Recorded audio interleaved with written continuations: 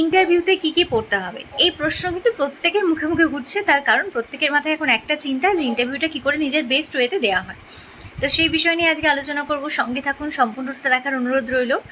আর যারা আমার চ্যানেলে নতুন তারা অবশ্যই চ্যানেলটিকে সাবস্ক্রাইব করে নিও, লাইক করে দিও যদি ভালো লাগে। আর আমার চ্যানেলে এডু বাই অঙ্কিতা, এটা আপনারা প্রত্যেকেই জানেন, তো শেয়ার করে দেবেন অবশ্যই। আচ্ছা, যে বিষয় নিয়ে আমরা আলোচনা করতে যাচ্ছিলাম, তো আমি পরপর এইভাবে ভিডিও আপলোড করতে থাকবো এবং প্রত্যেকটা টপিক সম্পর্কে আপনাদের জানাবো।